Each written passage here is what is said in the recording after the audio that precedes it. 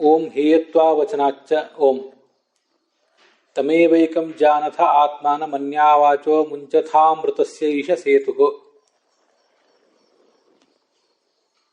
1ನೇ ಅಧ್ಯಾಯದ 1ನೇ ಪಾದದ 8ನೇ ಸೂತ್ರವನ್ನ ನಾವೀಗ ನೋಡಬೇಕು. ಅದಕ್ಕೆ ಸಂಬಂಧಿಸಿದಂತೆ ಆಚಾರ್ಯರು ಹೇತ್ವಾ ವಚನಾಚ ಅಂತ ಸೂತ್ರವನ್ನು ಹೇಳಿ ಅದಕ್ಕೆ ತಮೇವೈಕಂ ಜಾನಥ ಅನ್ನುವ ಮುಂಡಕೋಪನಿಷತ್ತಿನ ಮಾತನ್ನ ಉದ್ಧರಿಸಿದ್ದಾರೆ. ಅಮೃತಶೇಷ ಸೇತು ಇತಿ ಅನ್ಯೇಷಾಂ ಹೇಯತ್ವ ವಚನಾತ್ ಅಸ್ಯ ಅಹೇಯತ್ವ ವಚನಾಚ್ಚ ನ ಗೌಣ ಆತ್ಮ. ಮತ್ತೊಂದು ಯುಕ್ತಿಯನ್ನ, ಗೌಣ ಆತ್ಮನನ್ನು ತಗೊಳ್ಬಾರ್ದು, ಶ್ರುತ್ಯುಕ್ತನಾಗದಂಥ ಗೌಣ ಆತ್ಮನನ್ನು ತಗೊಳ್ಬಾರ್ದು, ಹೊರತು ನಿರ್ಗುಣ ಆತ್ಮನನ್ನೇ ತಗೊಳ್ಬೇಕು ಅನ್ನುವುದಕ್ಕೆ ಮತ್ತೊಂದು ಯುಕ್ತಿಯನ್ನ ಇಲ್ಲಿ ಹೇಳ್ತಾ ಇದ್ದಾರೆ. ಈಗ ಆರಂಭದಲ್ಲಿ ನಾನು ಮಂಗಲಾಚರಣೆ ಮಾಡಿದ್ದನ್ನು ನೀವು ಗಮನಿಸಿರ್ತೀರಿ. ಹೇಯತ್ವ ವಚನಾಚ್ಚ ಅಂತ ಸೂತ್ರ ಹೇಳಿದ್ದಾದ್ಮೇಲೆ ತಮೇವೈಕಂ ಜಾನಥ ಆತ್ಮಾನ ಮನ್ಯಾವಾಚೋ ಮುಂಚಥಾಮೃತಸ್ಯೈಷ ಸೇತು ಅಂತ ಹೇಳಿದೆ. ಅನ್ಯಾವಾಚೋ ವಿಮುಂಚತ ಅಂತ ಹೇಳಲಿಲ್ಲ ನಾನು. ಅದಕ್ಕೆ ಕಾರಣ ಏನು? ಅದ್ರ ಬಗ್ಗೆ ಹೀಗೆ ಉತ್ತರ ಇದೆ. ಗೋವಿಂದಾಚಾರ್ಯರು ಆ ಮುಂಡಕೋಪನಿಷತ್ತಿನ ಪಾಠವನ್ನ ತಮೇವೈಕಂ ಜಾನಥ ಆತ್ಮಾನ ಮನ್ಯಾವಾಚೋ ಮುಂಚಥಾಮೃತಸ್ಯೈಷ ಸೇತು ಅಂತ ಹೇಳಿದ್ದಾರೆ. ವಿ ಅಂತ ಹೇಳಿಲ್ಲ. ಅದರಿಂದ ಮುಂಚತ ಅಂತ ನಾನು ಅದನ್ನು ಹಾಗೆ ಬಾಯ್ಪಾಠ ಮಾಡಿದ್ದೀನಿ, ಹಾಗೆ ಹೇಳಿದ್ದೀನಿ. ಇಷ್ಟಾದರೂ ಕೂಡ ಒಂದು ಸ್ಪಷ್ಟೀಕರಣ. ಗೋವಿಂದಾಚಾರ್ಯ ಹೇಳಿ ಮತ್ತಿನ್ಯಾವುದೇ ದೊಡ್ಡ ಆಚಾರ್ಯ ಹೇಳಲಿ, ನಮ್ಮಂಥ ಸಣ್ಣ ಆಚಾರ್ಯರೇ ಹೇಳಲಿ, ಇದು ಯಾವುದೂ ತೀರ್ಮಾನ ಆಗುವ ವಿಷಯ ಅಲ್ಲ. ನನಗೆ ಸ್ಪಷ್ಟವಾಗಿ ಗೊತ್ತಾಯ್ತು. ಇನ್ನೊಂದು ಬಾರಿ ವೇದವ್ಯಾಸರು ಮತ್ತೊಂದು ಅಥವಾ ಅಶ್ವತ್ಥಾಮರು ಯಾರು ಬಂದು ವೇದಗಳನ್ನೆಲ್ಲ ಉದ್ಧಾರ ಮಾಡಿದಾಗ ಮಾತ್ರ ಈ ಮುಂಚಥನೋ ವಿಮುಂಚಥನೋ ಅಂತ ಪಾಠ ಸರಿ ಗೊತ್ತಾಗ್ತದೆ. ಹಾಗೇನೆ ಅಸ್ಮಿನ್ ಹಿಂದೆ ಬಂತಲ್ಲ, ಯಸ್ಯಾನುವಿದ್ಧ ಪ್ರತಿಬುದ್ಧ ಆತ್ಮ ಅಸ್ಮಿನ್ ಸಂದೋಹೇ, ಸಂದೋಹೇನೋ ಸಂದೋಘೇನೋ ಅಥವಾ ಸಂದೋಹೇರ್ ಅಂತ ಹೇಳಬೇಕು, ಅಥವಾ ಸಂದೋಹ್ಯೇ ಅಂತ ಹೇಳಬೇಕು, ಯಕಾರ ಸೇರಿಸಿ ಹೇಳಬೇಕು. ಶಾಂಕರ ಭಾಷ್ಯ ಮತ್ತು ರಾಮಾನುಜ ಭಾಷ್ಯದಲ್ಲಿದ್ದಂತೆ ಇವೆಲ್ಲ ನಮ್ಮ ಬುದ್ಧಿಗೆ ತೀರ್ಮಾನ ಆಗುವ ವಿಚಾರ ಅಲ್ಲ.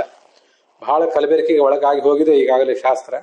ಬುದ್ಧಿಯಂತೂ ಇನ್ನೂ ಕಲಬೆರಕೆಗೆ ಒಳಗಾಗಿ ಹೋಗಿದೆ. ಅದರಿಂದ ಅವು ತೀರ್ಮಾನ ಆಗುವುದಲ್ಲ. ಇಷ್ಟಾದರೂ ನಾನು ಯಾಕೆ ಮುಂಚತ ಅಂತ ಹೇಳಿದೆ ಅಂದರೆ, ಆ ವಾಕ್ಯದಲ್ಲಿ ವಿ ಅಂತ ಇಲ್ಲದೆ ಹಾಗೇನೆ ಬಾಯ್ಪಾಠ ಮಾಡಿದ್ದೇನೆ. ವಿ ಅಂತ ಬೇಕಾಗಿಲ್ಲ ಅಂತ ಕಾಣಿಸ್ತು, ಅದಕ್ಕಾಗಿ ಅದನ್ನ ಹತ್ರ ಹೇಳ್ತಿದ್ದೀನಿ. ವಸ್ತುತಃ ನೀವ್ಯಾರಾದ್ರೂ ಅದನ್ನು ವಿಮುಂಚತ ಅಂತ ಹೇಳಿದ್ರು ಏನು ತಪ್ಪಾಗೋದಿಲ್ಲ. ಇದನ್ನು ಗಮನದಲ್ಲಿ ಇರಲಿ. ಸತ್ತರ್ಕ ದೀಪಾವಳಿ, ಪದ್ಮನಾಭ ತೀರ್ಥರ ಸತ್ತರ್ಕ ದೀಪಾವಳಿ ನಾವು ನೋಡ್ಬೇಕೀಗ. ಪುನರಪಿ ಯುಕ್ತ್ಯಂತರೇಣ ಸ್ವತಃ ತ್ರಿಗುಣಾತೀತಸ್ಯೈವ ಔಪನಿಷದ ಆತ್ಮತ್ವಂ ಸಾಧಯತ್ ಸೂತ್ರಮುಪನ್ಯಸ್ಯ ಯಾಚಷ್ಟೇ. ಇನ್ನೊಂದು ಯುಕ್ತಿ, ಈ ಗೌಣಶ್ಚೇನ್ನಾತ್ಮಶಬ್ದ ಆತಂತ ಬಂತು, ತನ್ನಿಷ್ಠಸ್ಯ ಮೋಕ್ಷೋಪದೇಶಾತಂತ ಬಂತು. ಆತ್ಮಶಬ್ದ ಇರುವುದರಿಂದಲೇ ಇಲ್ಲಿ ನಿರ್ಗುಣ ಆತ್ಮನನ್ನೇ ತಗೊಳ್ಬೇಕು ಅಂತ ಮೊದಲನೇ ವಿಷಯ. ಆ ಆತ್ಮನನ್ನು ಉಪಾಸಿಸಿದವನಿಗೆ ಮುಕ್ತಿಯನ್ನು ಹೇಳಿದ್ದಾರೆ ಅಂತನ್ನುವುದು 2ನೇ ಯುಕ್ತಿ. ಮತ್ತೆ ಹೇಯತ್ವ ವಚನ ಮಾಡಿಲ್ಲ ಅಂತನ್ನುವುದು 3ನೇ ಯುಕ್ತಿ. ಆದ್ರೆ ಈ ಯುಕ್ತಿಯಿಂದಲೂ ಕೂಡ ಸ್ವತಃ ತ್ರಿಗುಣಾತೀತಸ್ಯೈವ, ಯಾರು ಸ್ವಯಂ ತ್ರಿಗುಣಾತೀತನಾಗಿದ್ದಾನೋ ಅವನೇ ಔಪನಿಷದ ಆತ್ಮ ಅಂತ ಸಾಧನೆ ಮಾಡಬೇಕಾಗಿದೆ. ಈಗ ಹಾಗೆ ಸಾಧನೆ ಮಾಡುವ ಸೂತ್ರವನ್ನು ಪಠಿಸಿ ಸೂತ್ರವನ್ನು ಡೌನ್ಲೋಡ್ ಮಾಡಿಕೊಂಡು ಅದನ್ನು ವ್ಯಾಖ್ಯಾನ ಮಾಡ್ತಾ ಇದ್ದಾರೆ. ನೋಡಿ, ಸ್ವತಃ ತ್ರಿಗುಣಾತೀತ. ಎಲ್ಲ ಜೀವರು ಕೂಡ ಮುಕ್ತಿಗೆ ಹೋದ್ಮೇಲೆ ತ್ರಿಗುಣಾತೀತರಾಗ್ತಾರೆ. ಆದರೆ ಅವರು ಸ್ವಯಂ ತ್ರಿಗುಣಾತೀತರಲ್ಲ, ಭಗವಂತನ ಅನುಗ್ರಹದಿಂದ ತ್ರಿಗುಣಾತೀತರು. ಲಕ್ಷ್ಮೀದೇವಿಯು ಕೂಡ ನಿತ್ಯ ಮುಕ್ತಳು ಹೌದಾದರೂ ಕೂಡ ಅವಳು ಸ್ವತಃ ತ್ರಿಗುಣಾತೀತಳಲ್ಲ. ಹಾಗೆ ಅದಕ್ಕಾಗಿ ಸ್ವತಃ ಅಂತ ಪ್ರಯೋಗ ಮಾಡಿದ್ದಾರೆ ಪದ್ಮನಾಭ ತೀರ್ಥರು. ಸಮನಾಚ ಅಸತ್ಯುಪಕ್ರಮಾದ ದೋಷ ಅಂತ ಸೂತ್ರ ಇದೆಯಲ್ಲ, ಅಲ್ಲಿ ಒಂದು ಕಡೆ ದೇಶತಃ ಕಾಲತಶ್ಚೈವ ಸಮಾಪ್ರಕೃತಿರೀಶ್ವರೇ, ದೇಶತಃ ಕಾಲತಃ ಲಕ್ಷ್ಮೀದೇವಿ ಪರಮಾತ್ಮಗೆ ಸಮಾನಳಾಗಿದ್ದಾಳೆ. ಉಭಯೋರಪ್ಯಬದ್ಧತ್ವಂ, ದೇಶತಃ ಕಾಲತಶ್ಚೈವ ಸಮಾಪ್ರಕೃತಿರೀಶ್ವರೇ ಉಭಯೋರಪ್ಯಬದ್ಧತ್ವಂ ತದಬಂಧ ಪರಾತ್ಮನಃ ಸ್ವತಃ ಪರೇಶಸ್ಯ ಅಂತಿದೆ. ಇವರಿಬ್ಬರೂ ಕೂಡ, ಲಕ್ಷ್ಮೀದೇವಿ ಮತ್ತು ನಾರಾಯಣ ಇಬ್ಬರೂ ಕೂಡ ಅನಾದಿ ಕಾಲದಿಂದಲೂ ತ್ರಿಗುಣಗಳಿಂದ ಬದ್ಧರಲ್ಲ. ಉಳಿದವರೆಲ್ಲರೂ ಕೂಡ, ಬ್ರಹ್ಮಾದಿಗಳೆಲ್ಲರೂ ಕೂಡ ಒಂದಲ್ಲ ಒಂದು ಕಾಲಕ್ಕೆ ತ್ರಿಗುಣದಿಂದ ಬದ್ಧರಾಗಿದ್ದು ಮುಂದೆ ಮುಕ್ತರಾಗುವವರು. ಅವರನ್ನ ತ್ರಿಗುಣದಿಂದ ಬದ್ಧರನ್ನಾಗಿ ಮಾಡಿದವನು ಭಗವಂತ, ಅವರನ್ನ ಮುಕ್ತರನ್ನಾಗಿ ಮಾಡಿದವನು ಭಗವಂತ. ಲಕ್ಷ್ಮೀದೇವಿ ಅನಾದಿ ಕಾಲದಿಂದ ಅಬದ್ಧಳು, ಹೌದು. ಮತ್ತೆ ಇನ್ನೆಂದ ಕಾಲ, ಯಾವ ಕಾಲಕ್ಕೂ ಅವಳು ಬದ್ಧಳಾಗೋದಿಲ್ಲ ಅನ್ನೋದು ಹೌದು. ಆದರೆ ಅವಳ ಆ ಅಬದ್ಧತ್ವ ಇದೆಯಲ್ಲ, ಅದು ಕೂಡ ತದಬಂಧ ಪರಾತ್ಮನಃ, ಪರಮಾತ್ಮನ ಅನುಗ್ರಹದಿಂದ ಅವಳಿಗೆ ಬಂಧನ ಇಲ್ಲದೇ ಇರುವುದು. ಅವಳಿಗೆ ಬಂಧನ ಇಲ್ಲ ಅಂತ ಆಗಿರುವುದು ಯಾಕೆ? ಅದು ಅವನ ಅನುಗ್ರಹದಿಂದಲೇ. ಆದರೆ ಸ್ವತಃ ಪರೇಶಸ್ಯ, ಪರಮಾತ್ಮನಿಗೆ ಮಾತ್ರ ಆ ಬಂಧನದ ಅಭಾವ ಏನಿದೆ ಅದು ಸ್ವತಃ ಅನಾದಿ ಕಾಲದಿಂದಲೂ ಅನಂತ ಕಾಲದವರೆಗೂ ಅದು ಸ್ವತಃ ಇದೆ ಅಂತ ಅದರ ತಾತ್ಪರ್ಯ. ಹೀಗೆ ಯಾವುದೋ ಒಂದು ವಸ್ತು ಅಥವಾ ವ್ಯಕ್ತಿ ಹುಟ್ಟುವಾಗ ಮಾತ್ರ ಅದು ಭಗವಂತನ ಅಧೀನವಾಗಿ ಹುಟ್ಟುತ್ತದೆ ಅಂತ ಅರ್ಥ ಅಲ್ಲ. ಅದು ಅನಾದಿ ಕಾಲದಿಂದ ಇದ್ರೂ ಕೂಡ ಅದರ ಸ್ವಭಾವವು, ಆ ವಸ್ತು ಅದರ ಸ್ವಭಾವ ಅವೆರಡೂ ಕೂಡ ಅನಾದಿ ಕಾಲದಿಂದಲೇ ಭಗವಂತನ ಅಧೀನವಾಗಿರ್ತವೆ. ಅದನ್ನೇ ದ್ರವ್ಯಂ ಕರ್ಮಚ ಕಾಲಶ್ಚ ಸ್ವಭಾವೋ ಜೀವ ಏವವ ಯದ್ ಅನುಗ್ರಹದ ಸಂತಿ ನ ಸಂತಿ ಯದುಪೇಕ್ಷೆಯ ಅಂತ ಭಾಗವತವೇ ಹೇಳೋದು. ಒಂದು ದ್ರವ್ಯ, ಕಾಲ, ದ್ರವ್ಯಂ ಕರ್ಮಚ ಕಾಲಶ್ಚ ಸ್ವಭಾವ, ಜಡದ ಮತ್ತು ಚೇತನದ ಸ್ವಭಾವ, ಜೀವ, ಎಲ್ಲ ಜೀವರು, ಲಕ್ಷ್ಮೀದೇವಿಯನ್ನು ಒಳಗೊಂಡಂತೆ ಎಲ್ಲ ಚೇತನರು ಅಂತ ಅರ್ಥ. ಭಗವಂತನ ಅನುಗ್ರಹದಿಂದ ಇದ್ದಾರೆ, ಅವನ ಅನುಗ್ರಹ ಇಲ್ಲದಿದ್ರೆ ಇರೋದಿಲ್ಲ. ಆದ್ರಿಂದ ಅನಾದಿ ಕಾಲದಿಂದ ಅವಳು ಸಂಸಾರದಲ್ಲಿ ಬದ್ಧಳಾಗಿಲ್ಲ ಅನ್ನೋದು ಭಗವಂತನ ಅನುಗ್ರಹದಿಂದಲೇ. ನಾವು ಅನಾದಿ ಕಾಲದಿಂದಲೂ ಬದ್ಧರಾಗಿದ್ದೆವು, ಮುಂದೆ ಅದನ್ನು ಒಂದು ಕಾಲದಲ್ಲಿ ಕಡ್ಕೋತೇವೆ, ಮುಕ್ತರಾಗ್ತೇವೆ ಅನ್ನೋದು ಭಗವಂತನ ಅನುಗ್ರಹದಿಂದ. ಅದು ಸ್ವಯಂ ಭಗವಂತ ಮಾತ್ರ ಸ್ವತಃ ತ್ರಿಗುಣಾತೀತ ಅಂತ ಪದ್ಮನಾಭ ತೀರ್ಥರ ಮಾತಿನ ಅರ್ಥ. ಹೇಯತ್ವ ಇತ್ಯಾದಿನ ತಮೇ ಏನು ವಿಷಯ ಅದನ್ನು ಹೇಳ್ತಾರೆ ಪದ್ಮನಾಭ ತೀರ್ಥರು. ತಮೈವೈಕಂ ಇತಿ ಶ್ರುತೌ ಜಾನತ ಮುಂಚತ ಇತಿ ವ್ಯಾಪಾರೋಪಲಕ್ಷಣರೂಪಃ ವಿದ್ಯರ್ಥೋಪದೇಶಃ ತೇನ ಸ್ಮರಣ ವಚನಾದಿರೂಪಂ ವ್ಯಾಪಾರಂ ಆತ್ಮವಿಷಯಂ ಕುರುತ ಅನಾತ್ಮ ವಿಷಯಂ ತ್ಯಜತ ಇತ್ಯರ್ಥಃ ಭವತಿ. ಈಗ ನೋಡಿ, ಇಲ್ಲಿಯೂ ಕೂಡ ತಮೈವೈಕಂ ಜಾನಥ ಅಂತ ಹೇಳಿದ್ದಾರೆ. ಆಮೇಲೆ ಮುಂಚಥ ಅಂತ ಹೇಳಿದ್ದಾರೆ ಪದ್ಮನಾಭ ತೀರ್ಥರು, ವಿಮುಂಚಥ ಅಂತ ಹೇಳಿಲ್ಲ ಅನ್ನೋದನ್ನು ಗಮನಿಸ್ಬೇಕು. ಇವೆಲ್ಲ ಕೆಲವು ನಾವು ಗಮನಿಸಬೇಕಾದಂಥ ವಿಷಯ. ವಿ ಅನ್ನೋದು ಶ್ರುತಿಯಲ್ಲಿ ಇಲ್ಲ ಅಂತ ಅನಿಸ್ತದೆ. ಹಾಗೆ ಮತ್ತೆ ಇನ್ನು ಶಾಂಕರ ಭಾಷ್ಯ, ರಾಮಾನುಜ ಭಾಷ್ಯ ತೆಗೆದು ನೋಡ್ಬೋದು. ಅಷ್ಟೆಲ್ಲ ಏನು ಪ್ರತಿಯೊಂದಕ್ಕೂ ಮಾಡಬೇಕಾದ ಅಗತ್ಯ ಇಲ್ಲ. ಎಲ್ಲೋ ಕೆಲವು ಸರಿ ಮಾಡಿರ್ತೀನಿ ಅಷ್ಟೆ, ಮಾಡಿದರೆ ಇನ್ನು ಹೆಚ್ಚು ಗೊತ್ತಾಗ್ತದೆ. ವಾಸ್ತವಿಕವಾಗಿ ಗೋವಿಂದಾಚಾರ್ಯ ಇಂಥ ವಿಷಯಕ್ಕೆ ಸಂಬಂಧಪಟ್ಟಂತೆ ಎಲ್ಲನೂ ಆಯಾ ಪುಸ್ತಕಗಳನ್ನು ತೆಗೆದು ನೋಡಿದ್ದಾರೆ. ಅದು ಅಧ್ಯಯನ ಮಾಡಬೇಕಾದ ಕ್ರಮ ಇಲ್ಲಿ. ಈಗ ತಮೇವೈಕಂ ಜಾನಥ ಆತ್ಮಾನಂ, ಆ ಒಬ್ಬ ಆತ್ಮನನ್ನೇ ಪ್ರಧಾನ ಎಂಬುದಾಗಿ ತಿಳಿಯಿರಿ. ಜಾನಥ ಅಂದರೆ ತಿಳಿಯಿರಿ.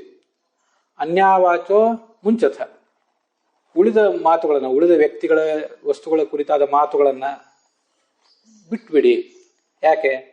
ಅಮೃತಶೇಷ ಸೇತು, ಈ ಮುಕ್ತಿಗೆ, ಮುಕ್ತ ಲೋಕಕ್ಕೆ ಅಥವಾ ಮುಕ್ತಿಗೆ ಸಾಧನವಾದ ಮಾರ್ಗಕ್ಕೆ ಇವನೇ ಸೇತುವಾಗಿದ್ದಾನೆ ಅಂತ ಮುಂಡಕೋಪನಿಷತ್ತಿನಲ್ಲಿ ಬರುವಂಥ ಮಾತು, ಅಥರ್ವಣೋಪನಿಷತ್ತಿನಲ್ಲಿ.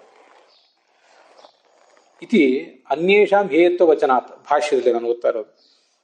ಬೇರೆ ಎಲ್ಲ ಸಂಗತಿಗಳು ಪರಮಾತ್ಮ ಒಂದನ್ನು ಬಿಟ್ಟು ಉಳಿದುದೆಲ್ಲವನ್ನು ಹೇಯ ಅಂತ ಹೇಳಿದ್ದಾರೆ. ಅಸ್ಯ ಅಹೇಯತ್ವ ವಚನಾತ್, ಭಗವಂತ ಒಂದು ಮಾತ್ರ ಹೇಯನಲ್ಲ, ಅವನ ಅಹೇಯ ಅಂತ ಹೇಳಿದ್ದಾರೆ. ಆದ್ದರಿಂದ ನ ಗೌಣ ಆತ್ಮ, ಆತ್ಮ ಶಬ್ದದಿಂದ ಗೌಣನಾದ ಆತ್ಮನನ್ನ, ಸಗುಣ ಬ್ರಹ್ಮನನ್ನಾಗಲಿ ಸತ್ವಾದಿ ಗುಣಬದ್ಧನಾದ ಜೀವನನ್ನಾಗಲಿ ಆತ್ಮಶಬ್ದದಿಂದ ತೋಳಬಾರದು ಅಂತ ತಾತ್ಪರ್ಯ ಆಚಾರದು.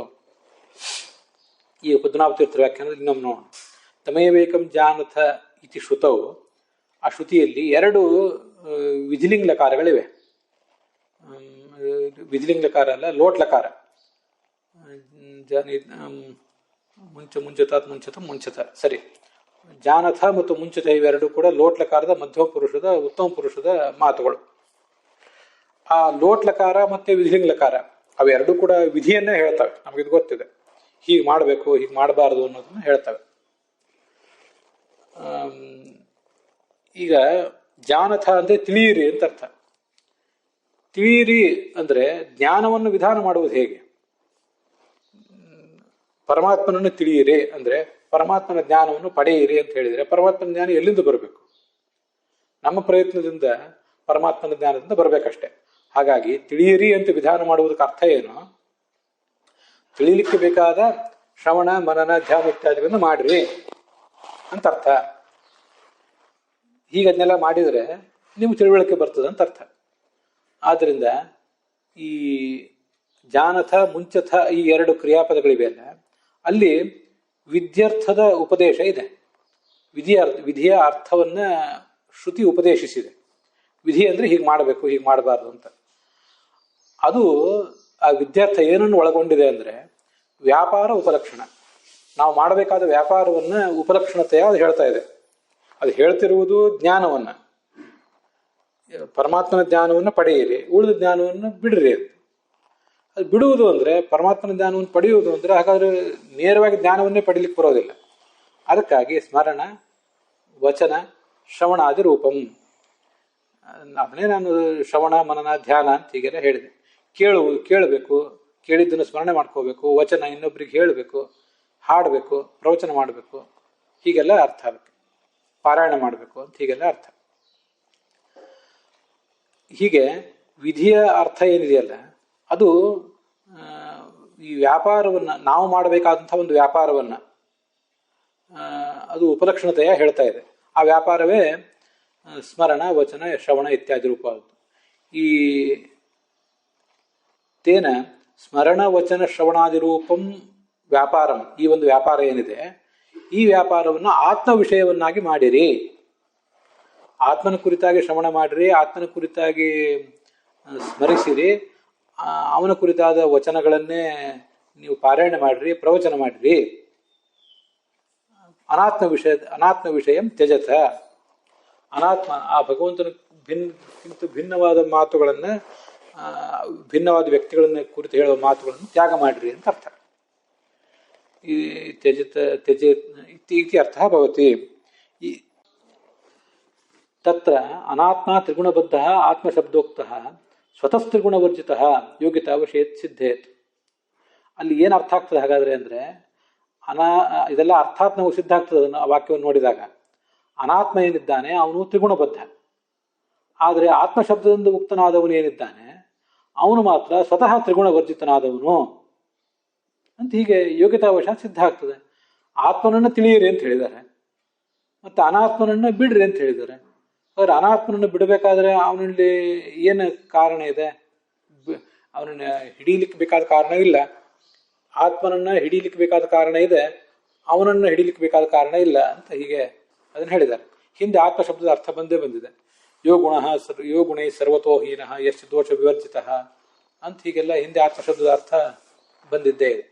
ಅದರಿಂದ ಯೋಗ್ಯತಾವಶಾತ್, ಯೋಗ್ಯತಾ ಅಂದರೆ ಆ ಆತ್ಮನಿಗೆ ತ್ರಿಗುಣ ವರ್ಜಿತನಾಗುವ ಯೋಗ್ಯತೆ ಇದೆ, ಅನಾತ್ಮನಿಗೆ ತ್ರಿಗುಣ ಬದ್ಧನಾಗುವ ಯೋಗ್ಯತೆ ಇದೆ. ಇಲ್ಲಿ ಯೋಗ್ಯತಾ ಅಂತ ಹೇಳ್ತಿರ್ತಾರಲ್ಲ, ಆಕಾಂಕ್ಷಾ ಸನ್ನಿಧಿ ಯೋಗ್ಯತಾ ಅಂತ ಮೂರಿದೆ ಅಲ್ಲ, ಅಲ್ಲಿ ಸಂಬಂಧಪಟ್ಟ ಯೋಗ್ಯತಾ ಇದೆ. ನಿಮಗೆ ಒಂದು ವಾಕ್ಯದಿಂದ ಅರ್ಥ ತಿಳಿಯಬೇಕಾದ್ರೆ ಆಕಾಂಕ್ಷೆ ಇರಬೇಕು. ಒಂದು ಶಬ್ದಕ್ಕೂ ಇನ್ನೊಂದು ಶಬ್ದಕ್ಕೂ ಏನು ಸಂಬಂಧ ಅನ್ನೋದ್ರ ಬಗ್ಗೆ ಒಂದು ಪ್ರಶ್ನೆ ಬಂದು ಆ ಪ್ರಶ್ನೆಗೆ ಉತ್ತರ ಸಿಗುವಂತಿರಬೇಕು. ಮತ್ತು ಆಕಾಂಕ್ಷಾ ಸನ್ನಿಧಿ ಅಂದರೆ ಎರಡೂ ಶಬ್ದಗಳು ಸಮೀಪದಲ್ಲಿರಬೇಕು. ಮತ್ತು ಯೋಗ್ಯತೆ, ಆ ಶಬ್ದದಿಂದ ಹೇಳಲ್ಪಡುವ ಅರ್ಥ ಎರಡೇನಿರ್ತಾವೆ, ಎರಡಕ್ಕೆ ಪರಸ್ಪರ ಯೋಗ್ಯತೆ ಇರಬೇಕು. ಅದೇ ಅಲ್ಲಿ ಉದಾಹರಣೆ ಕೊಡ್ತಾರೆ ಶಾಸ್ತ್ರದಲ್ಲಿ, ವನ್ನಿನಾ ಸಿಂಚತಿ ಅಂತ. ನೀರಿನಿಂದ ಸಿಂಪಡಿಸಬಹುದು, ನೀರಿನಿಂದ ಎಲ್ಲ ಕಡೆ ನೀರು ಸಿಂಪಡಿಸಿ ಪನ್ನೀರು ಸಿಂಪಡಿಸಿ ಹೀಗೆ ಮಾಡಬಹುದು. ಆದರೆ ಬೆಂಕಿಯನ್ನು ಸಿಂಪಡಿಸುವುದು ಹೇಗೆ? ಬೆಂಕಿಯಿಂದ ಸಿಂಪಡಿಸ್ಲಿಕ್ಕೆ ಬರೋದಿಲ್ಲ ಅಂತ ಹಾಗಾದ್ರೆ ತಾತ್ಪರ್ಯ ಆಗ್ತದೆ. ಆ ವನ್ನಿನಾ ಸಿಂಚತೆ ಅನ್ನೋದನ್ನೇ ಯೋಗ್ಯತೆ ಇಲ್ಲದೇ ಇರುವ ಮಾತಿಗೆ ಉದಾಹರಣೆ ಕೊಡ್ತಾರೆ ಶಾಸ್ತ್ರದಲ್ಲಿ. ಹೀಗೆ ಯೋಗ್ಯತಾವಶಾತ್ ಸಿದ್ಧೇತ್. ತ್ರಿಗುಣಬದ್ಧಸ್ಯಾಪಿ ಗುಣಬದ್ಧಸ್ಯಾಪಿ ವಿರಿಂಚಾದೇಹೆ ಪುರುಷೋತ್ತಮ ಶೇಷತ್ವೇನ ಸೇವ್ಯತ್ವೇಪಿ. ಚತುರ್ಮುಖ ಬ್ರಹ್ಮ ಮೊದಲಾದವರು, ಲಕ್ಷ್ಮೀದೇವಿಯು ಕೂಡ ನೋಡಿ, ಅಲ್ಲಿ ಲಕ್ಷ್ಮೀದೇವಿ ನೀವು ಯಾಕೆ ತಗೊಳ್ಳಿಲ್ಲ ಅಂದ್ರೆ ಲಕ್ಷ್ಮೀದೇವಿ ಗುಣಬದ್ಧಳಲ್ಲ, ಅವಳು ಸಗುಣ ಬ್ರಹ್ಮ. ಹೌದು, ಯಾಕಂದ್ರೆ ಅಭಿಮಾನಿ ಆದ್ರಿಂದ. ಅವಳು ಸಗುಣ ಯಾಕಂದ್ರೆ ಅಭಿಮಾನಿ ಆದ್ರಿಂದ, ಉಳಿದವರು ಸಗುಣರು ಯಾಕಂದ್ರೆ ಗುಣಬದ್ಧರಾದ್ರಿಂದ. ಅದಕ್ಕಾಗಿ ಗುಣಬದ್ಧಸ್ಯಾಪಿ ವಿರಿಂಚಾದೇಹೆ, ವಿರಿಂಚ ರುದ್ರ ಮೊದಲಾದವರು ಇವರು ಪುರುಷೋತ್ತಮನಾದ ಭಗವಂತನ ಶೇಷರಾಗಿದ್ದಾರೆ. ನೋಡಿ, ಶೇಷ ಅನ್ನೋ ಶಬ್ದವನ್ನು ಪ್ರಯೋಗ ಮಾಡ್ತಾರೆ. ಸಾಮಾನ್ಯವಾಗಿ ವಿಶಿಷ್ಟಾದ್ವೈತದಲ್ಲಿ ಪ್ರಯೋಗ ಮಾಡ್ತಿರ್ತಾರೆ, ಶೇಷಿ ಭಾವ ಅಂತ. ಆದರೆ ನಮ್ಮಲ್ಲಿ ಅದನ್ನು ಪ್ರಯೋಗ ಮಾಡಿದರೆ ತಪ್ಪೇನಿಲ್ಲ. ಪದ್ಮನಾಭ ತೀರ್ಥ ಪ್ರಯೋಗ ಮಾಡಿದ್ದಾರೆ. ಶೇಷ ಅಂದ್ರೆ ಅಂಗ, ಅಪ್ರಧಾನ ಅಂತ ಅರ್ಥ. ಪುರುಷೋತ್ತಮನಾದ ವಿಷ್ಣುವಿನ ಶೇಷ ಅಂಗ ಎಂಬುದಾಗಿ ಸೇವನೆ ಮಾಡಬಹುದು. ಆದರೆ ಪ್ರಧಾನತೆಯ ಹೇಯತ್ವಮಸ್ತಿ. ಆದರೆ ಪ್ರಧಾನವಾಗಿ ಅವರು ಯಾವತ್ತೂ ಕೂಡ ಸೇವ್ಯರಲ್ಲ, ಅಪ್ರಧಾನರಾಗಿ ಮಾತ್ರ ಅವರು ಸೇವ್ಯರು ಅಂತ ಅದರ ತಾತ್ಪರ್ಯ. ಏತಚ್ಚ ತಮೇವೈಕಂ ತಮೇವೈಕಂ ಪ್ರಧಾನಂ ಜಾನಥ. ನೋಡಿ, ಇಲ್ಲಿ ಜಾನಥ ಇತಿ ವ್ಯಾಖ್ಯಾನ ಅವಗಮ್ಯತೆ. ಇದು ಹೇಗೆ ತಿಳಿದು ಬರ್ತದೆ? ಏಕಂ ಅಂದ್ರೆ ಪ್ರಧಾನ ಅಂತ ಅರ್ಥ. ಏಕಂ ಅಂದ್ರೆ ಒಬ್ಬ ಅಂತ ಅರ್ಥ ಅಲ್ಲ. ಅವನೊಬ್ಬನನ್ನು ತಿಳಿಯಿರಿ ಅಂದ್ರೆ ಅವನನ್ನು ಪ್ರಧಾನನನ್ನಾಗಿ ತಿಳಿಯಿರಿ ಅಂತ ತಾತ್ಪರ್ಯ. ಅದಕ್ಕೆ ಇತಿ ವ್ಯಾಖ್ಯಾನ ಅವಗಮ್ಯತೆ. ಏಕ ಅನ್ನೋದಕ್ಕೆ ಪ್ರಧಾನ ಅಂತ ವ್ಯಾಖ್ಯಾನ ಮಾಡಬೇಕು. ಆಚಾರ್ಯ ಸರ್ವಮೂಲದಲ್ಲಿ ಅನೇಕ ಕಡೆ ಹಾಗೆ ವ್ಯಾಖ್ಯಾನ ಮಾಡಿ ತೋರಿಸಿದ್ದಾರೆ. ಅದಕ್ಕೆ ಪದ್ಮನಾಭ ತೀರ್ಥರು ಹಾಗೆ ಮಾಡ್ತಿರೋದು. ಏಕಶಬ್ದಸ್ಯ ಪ್ರಧಾನೇಪಿ ಪ್ರಯೋಗ ದರ್ಶನ. ತುಂಬಾ ಏಕಶಬ್ದಕ್ಕೆ ಪ್ರಧಾನ ಅನ್ನೋ ಅರ್ಥ ನಿಮ್ಗೆ ಕೋಶದಲ್ಲೂ ಸಿಕ್ಕಿಬಿಡ್ತದೆ. ಆದ್ರಿಂದ ನಾನು ಸರ್ವಮೂಲದಲ್ಲಿ ಆಚಾರ ಕೊಟ್ಟಿದ್ದನ್ನ ಹೇಳಲಿಲ್ಲ. ಮತ್ತೆ ಏಕೆ ಮುಖ್ಯಾನ್ಯ ಕೇವಲಾಹ ಅಂತ ಹೀಗೇನೋ ಒಂದು ಸರ್ವಮೂಲದಲ್ಲಿ ಇದೆ, ಅದು ನೆನಪಿಗೆ ಬಂತು ಅಂತ ಹೇಳಿದೆ. ಏಕಶಬ್ದಸ್ಯ ಪ್ರಧಾನೇಪಿ ಪ್ರಯೋಗ ದರ್ಶನಾತ್ ಕಿಮೇಕಂ. ಅದು ಎಲ್ಲಿ ಕಂಡು ಬಂದಿದೆ ಅಂದರೆ ಕಿಮೇಕಂ ದೈವತಂ ಲೋಕೆ ಕಿಂವಾಪ್ಯೇಕಂ ಪರಾಯಣಂ, ವಿಷ್ಣು ಸಹಸ್ರನಾಮದ ಹಿನ್ನೆಲೆ. ಅದರ ಪೀಠಿಕಾದಲ್ಲಿ ಶಾಂತಿ ಪರ್ವದಲ್ಲಿ ಇದು ಬಂದಿದೆ. ಕಿಮೇಕಂ ದೈವತಂ ಲೋಕೆ, ಇಡೀ ಲೋಕದಲ್ಲಿ ಏಕದೈವತ ಯಾವುದು ಅಂತ ಪ್ರಶ್ನೆ, ಯುಧಿಷ್ಠಿರನ ಪ್ರಶ್ನೆ ಭೀಷ್ಮರಿಗೆ. ಕಿಂವಾಪ್ಯೇಕಂ ಪರಾಯಣಂ, ನಮಗೆಲ್ರಿಗೂ ಗತಿಯಾದ ಮುಖ್ಯ ಗತಿಯಾದಂಥ ಒಂದು ತತ್ವ ಯಾವುದು ಅಂತ. ಆಯ್ತಾ? ಇದು ಹೀಗೆ ಇಲ್ಲಿ ಏಕ ಅಂದ್ರೆ ಮುಖ್ಯ ಅನ್ನೋ ಅರ್ಥದಲ್ಲೇ ಅವನು ಪ್ರಶ್ನೆ ಮಾಡಿದ್ದಾನೆ. ಅತ್ರ ಏಕಶಬ್ದಸ್ಯ ಪ್ರಧಾನ ವಿಷಯತ್ವಂ ದೈವತಂ ದೈವತಾನಾಂ ಚೇತಿ ಪರಿಹಾರ ವಚನಾದ ಅವಗಮ್ಯತೆ. ಬರೀ ಆ ಪ್ರಶ್ನೆ ನೋಡಬೇಡಿ, ಉತ್ತರವನ್ನು ನೋಡಿ ಮುಂದೆ. ಪವಿತ್ರಾಣಾಂ ಪವಿತ್ರಮ್ಯಃ ಮಂಗಲಾನಾಂ ಚ ಮಂಗಲಂ ದೈವತಂ ದೈವತಾನಾಂ ಚ ಭೂತಾನಾಂ ಯೋ ವ್ಯಯಃ ಪಿತಾ ತಸ್ಯ ಲೋಕ ಪ್ರಧಾನಸ್ಯ ಜಗನ್ನಾಥಸ್ಯ ಭೂಪತೆ ಅಂತ ಹೀಗೆ ಅವರು ಉತ್ತರ ಕೊಟ್ಟಿದ್ದಾರೆ ಭೀಷ್ಮರು. ಅದು ಉತ್ತರ ಏನು ಕೊಟ್ಟಿದ್ದಾರೆ ಅಂದರೆ, ದೈವತಂ ದೈವತಾನಾಂ, ಅನೇಕ ದೇವತೆಗಳಿದ್ದಾರೆ, ಅವರೆಲ್ಲರಿಗೂ ಮುಖ್ಯ ದೇವತೆ ಇವನು. ಭೂತಾನಾಂ ಯಹ ಅವ್ಯಯ ಪಿತಾ, ಎಲ್ಲ ಜೀವರಿಗೂ ಕೂಡ ಅಳಿಬೀರದ ತಂದೆ. ಭೂತಾನಾಂ ಯೋಯ ಪಿತಾ. ಪವಿತ್ರಾಣಾಂ ಪವಿತ್ರಮ್ಯ, ಎಲ್ಲ ಪವಿತ್ರಗಳಲ್ಲೂ ಈತ ಬಹಳ ಪವಿತ್ರನಾದವನು. ಹೀಗೆ ಉತ್ತರ ಕೊಟ್ಟಿದ್ದಾರಲ್ಲ. ಇತಿ ಪರಿಹಾರ ವಚನ. ಪರಿಹಾರ ವಚನ ಅಂದರೆ ಉತ್ತರ ಕೊಡುವ ಮಾತು. ಆ ಮಾತಿನಿಂದ ಏಕ ಅನ್ನೋ ಶಬ್ದಕ್ಕೆ ಮುಖ್ಯ ಅಂತ ಅರ್ಥ ಗೊತ್ತಾಗ್ತದೆ. ಅನ್ಯಥಾತು ಏಕಶಬ್ದ ವ್ಯರ್ಥ ಸ್ಯಾತ್. ಏಕ ಅನ್ನೋ ಶಬ್ದಕ್ಕೆ ಮುಖ್ಯ ಅಂತಿಲ್ಲ ಅರ್ಥ ಇಟ್ಕೊಳ್ಳದೆ ಹೋದ್ರೆ ಏಕ ಅನ್ನೋ ಶಬ್ದವನ್ನು ಪ್ರಯೋಗ ಮಾಡಿದಕ್ಕೆ ಅರ್ಥ ಇಲ್ಲ. ಯಾಕೆಂದ್ರೆ ನಹಿ ಕಿಂಚಿತ್ ಅನೇಕತ್ವ ವಿಶಿಷ್ಟಂ ದೈವತಂ ಅಸ್ತಿ ಲೋಕೆ ಏನ ಏಕತ್ವ ಸಂಖ್ಯಾ ವಿಶಿಷ್ಟಂ ದೈವತಂ ಪೃಚ್ಛೇತ. ಈಗ ನಮಗೆ ಒಂದನ್ನು ಹೇಳಿ ಅಂತ ಕೇಳ್ತಿರ್ತಾರೆ ಕೆಲವು ಕಡೆ. ನೋಡಿ, ಅಲ್ಲೊಂದು 20 ಪುಸ್ತಕ ಇದೆ, ಅದ್ರಲ್ಲಿ ಒಂದು ಪುಸ್ತಕ ತೊಗೊಂಬನ್ನಿ. ವಿಷಯ ಸರಿ ಇದೆ, ಯಾಕಂದ್ರೆ ಪುಸ್ತಕ ಇರೋದು 20 ಇದೆ, ಅದ್ರಲ್ಲಿ ಒಂದು ತರಬೇಕು. ಇರುವುದೇ ಒಂದಾದ್ರೆ ಅಲ್ಲಿ ಒಂದು ಅಂತ ಹೇಳಬೇಕಾದ ಅಗತ್ಯ ಇಲ್ಲ. ಈ ದೈವತಗಳು ಅಂತೇನಿದೆ, ಅನೇಕತ್ವ ವಿಶಿಷ್ಟವಾದ ದೈವತಗಳು ಯಾವುದೂ ಇಲ್ಲ. ಒಂದು ದೈವತ, ಯಾವುದೋ ಒಂದು ದೇವತೆಯನ್ನು ತಗೊಂಡ್ರೆ ಅದು ಅನೇಕತ್ವ ವಿಶಿಷ್ಟ ಅಲ್ಲ. ಆದರೆ ಅನೇಕ ದೇವತೆಗಳಿದ್ದಾರೆ, ಬೇರೆ ಬೇರೆ ದೇವತೆಗಳು, ಭಿನ್ನ ಭಿನ್ನ ದೇವತೆಗಳು ಅನೇಕ ಜನ ಇದ್ದಾರೆ. ಒಬ್ಬ ಅನೇಕತ್ವ ವಿಶಿಷ್ಟನಲ್ಲ ಅಂತ ಹೀಗೆ ಪದ್ಮನಾಭ ತೀರ್ಥರ ಅಭಿಪ್ರಾಯ. ಅಂತೂ ಏಕ ಅಂದರೆ ಆ ಎಲ್ಲರಲ್ಲೂ ಮುಖ್ಯನಾದವನು. ಅನೇಕತ್ವ ವಿಶಿಷ್ಟರಾದ ಒಂದು ದೈವತ ಅನ್ನುವುದಿಲ್ಲ. ಒಂದು ದೇವತೆ ಏನಾದರೂ ಹಾಗಿದ್ದಿದ್ರೆ ಅದರಲ್ಲಿ ಏಕತ್ವ ವಿಶಿಷ್ಟವಾದ ಒಂದು ದೇವತೆಯನ್ನು ತಗೊಂಡು ಬಾ. ಅನೇಕತ್ವ ವಿಶಿಷ್ಟರಾದ ಅನೇಕ ಜನ ದೇವತೆಗಳಿದ್ದಾರೆ, ಅವ್ರನ್ನೆಲ್ಲ ಬಿಡು, ಏಕತ್ವ ವಿಶಿಷ್ಟರಾದ ದೇವತೆಯನ್ನು ತಗೊಂಡು ಬಂತ ಇವರೇನೋ ಹೇಳ್ಬೋದಿತ್ತು. ಹಾಗರ್ಥ ಅಲ್ಲ. ಅನೇಕ ಜನ ದೇವತೆಗಳಿದ್ದಾರೆ, ಅದರಲ್ಲಿ ಮುಖ್ಯನಾದವನು ಕರ್ಕೊಂಡು ಬಾ, ಮುಖ್ಯನಾದವನ ಬಗ್ಗೆ ಹೇಳಿರಿ ಅಂತ ತಾತ್ಪರ್ಯ. ಇಷ್ಟು ಪದ್ಮನಾಭ ತೀರ್ಥರ ಅಭಿಪ್ರಾಯ. ಅನ್ಯಥಾ ಏಕ ಶಬ್ದ ವ್ಯರ್ಥ ಸ್ಯಾತ್. ಅನ್ಯಥಾ ಅಂದ್ರೆ ಏಕ ಅನ್ನೋ ಶಬ್ದಕ್ಕೆ ಪ್ರಧಾನ ಅನ್ನುವ ಅರ್ಥವನ್ನು ಇಟ್ಕೊಳ್ಳದೆ ಹೋಗಿದ್ರೆ, ಏಕ ಅನ್ನೋ ಶಬ್ದಕ್ಕೆ ಒಂದು ಅಂತ ಮಾತ್ರ ಅರ್ಥ ಇಟ್ಕೊಂಡಿದ್ರೆ, ಏಕ ಅನ್ನೋ ಶಬ್ದಕ್ಕೆ ಏಕ ಅನ್ನೋ ಶಬ್ದವನ್ನು ಅಲ್ಲಿ ಪ್ರಯೋಗ ಮಾಡುವುದಕ್ಕೆ ಅರ್ಥ ಇಲ್ಲ. ಪ್ರಧಾನ ಅನ್ನುವ ಅರ್ಥದಲ್ಲಿ ಏಕ ಶಬ್ದವನ್ನು ಪ್ರಯೋಗ ಮಾಡಿದಾಗ ಮಾತ್ರ ಅದಕ್ಕೆ ಸಾರ್ಥಕ್ಕೆ ಇದೆ. ಏಕ ಅಂದ್ರೆ ಒಂದು ದೇವತೆ, ಆಮೇಲೆ ಏಕತ್ವ ಉಳ್ಳಂಥ ದೇವತೆ, ಅದ್ರ ಬಗ್ಗೆ ಹೇಳು. ಅನೇಕತ್ವ ಉಳ್ಳ ದೇವತೆ ಬಗ್ಗೆ ಹೇಳಬೇಡ ಅಂತ ಅವನು ಕೇಳಿದಂತ ಆಗ್ತದೆ. ಹಾಗೆ ಕೇಳುವುದಕ್ಕೇನು ಅರ್ಥ ಇಲ್ಲ. ಅದರಿಂದ ಪ್ರಶ್ನೆ ಮಾಡುವವರು ಏಕ ಅನ್ನೋ ಶಬ್ದಕ್ಕೆ ಪ್ರಧಾನ ಅನ್ನೋ ಅರ್ಥವನ್ನು ಇಟ್ಕೊಂಡಿಲ್ಲ. ಉತ್ತರ ಕೊಡುವವರು ಏಕ ಅನ್ನೋ ಶಬ್ದಕ್ಕೆ ನೀವು ಇಟ್ಕೊಂಡಂತೆ ಒಂದು ಅಲ್ಲ ಅಂತ ಈಗ ಅರ್ಥ ಅಲ್ಲ. ಏಕ ಅನ್ನೋ ಶಬ್ದಕ್ಕೆ ಪ್ರಧಾನ ಅಂತ ಅರ್ಥ, ಅನೇಕ ಅಂದ್ರೆ ಅಪ್ರಧಾನ ಅಂತ ಅರ್ಥ. ಹೀಗೆ ಅರ್ಥ ಇಟ್ಕೊಂಡಿದ್ದೆ. ಹೇಯತ್ವ ಅವಚನಾತ್, ಹೇಯತ್ವವನ್ನು ಹೇಳಲಿಲ್ಲ, ಇದು ಸೂತ್ರದ ಅರ್ಥ. ಹೇಯತ್ವವನ್ನು ಹೇಳಲಿಲ್ಲ ಅಂದ್ರೆ ಯಾವುದಕ್ಕೆ ಹೇಳಲಿಲ್ಲ? ಪರಮಾತ್ಮನಿಗೆ ಹೇಯತ್ವವನ್ನು ಹೇಳಲಿಲ್ಲ, ಆತ್ಮನಿಗೆ ಹೇಯತ್ವವನ್ನು ಹೇಳಲಿಲ್ಲ. ಹಾಗಾದ್ರೆ ಮತ್ತೆ ಯಾವುದಕ್ಕೆ ಹೇಳಿದ್ದಾರೆ ಅಂತ ಪ್ರಶ್ನೆ ಬರ್ತದೆ. ಜಗತ್ತಿಗೆ, ಪರಮಾತ್ಮನಿಗಿಂತ ಭಿನ್ನವಾದ ಈ ಜಗತ್ತಿಗೆ ಹೇಯತ್ವವನ್ನು ಹೇಳಿದ್ದಾರೆ ಅಂತ ತಾತ್ಪರ್ಯ. ಸೂತ್ರದ ಶಬ್ದದ ಅರ್ಥ ಹೇಯತ್ವವನ್ನು ಹೇಳಲಿಲ್ಲವಾದ್ದರಿಂದ, ಯಾರಿಗೆ ಹೇಳಲಿಲ್ಲವಾದ್ರಿಂದ? ಪರಮಾತ್ಮನಿಗೆ ಹೇಳಲಿಲ್ಲ ಆದ್ದರಿಂದ, ಉಳಿದವರಿಗೆ ಹೇಳಿದ್ದಾರೆ ಆದ್ದರಿಂದ. ಆದ್ದರಿಂದ ಆತ್ಮಶಬ್ದದಿಂದ ಪರಮಾತ್ಮನನ್ನೇ ತಿಳ್ಕೊಳ್ಬೇಕು, ಬೇರೆ ಯಾರನ್ನು ತಿಳ್ಕೋಬಾರ್ದು ಅಂತ ಹೀಗಾದ್ರ ಅಭಿಪ್ರಾಯ.